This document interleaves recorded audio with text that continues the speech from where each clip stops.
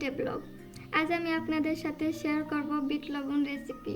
Bit লবণ বানানোর জন্য আমি এখানে প্রথমে নিয়েছি লবণ, তার সাথে নিয়েছি গোলমরিচ গুঁড়া, ধনিয়া গুঁড়া, জিরা গুঁড়া এবং শুকনো মরিচ গুঁড়া।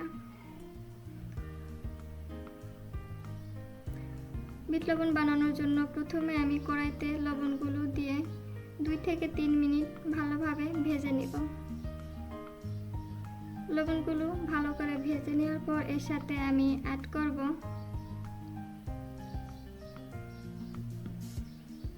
2 চিমটি গোলমরিচ গুঁড়া, 1 চিমটি ধনিয়া গুঁড়া, 1 চিমটি জিরা গুঁড়া এবং 1 চিমটির একটু বেশি শুকনো মরিচ গুঁড়া।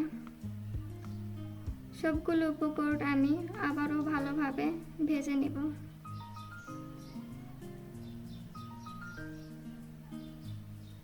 সবগুলো উপকরণ লো আছে একটু সময় নিয়ে ভেজে নেব। আমার লবণগুলো ভাজা হয়ে গেছে, এবার এগুলো নামিয়ে আমি ব্লেন্ড করে নেব। আমার বিট লবণগুলো রেডি। কেমন লাগলো আমার আজকের এই ভিডিও অবশ্যই কমেন্ট করে জানান এবং আমার চ্যানেল সাবস্ক্রাইব করে পাশে থাকুন। আল্লাহ হাফেজ।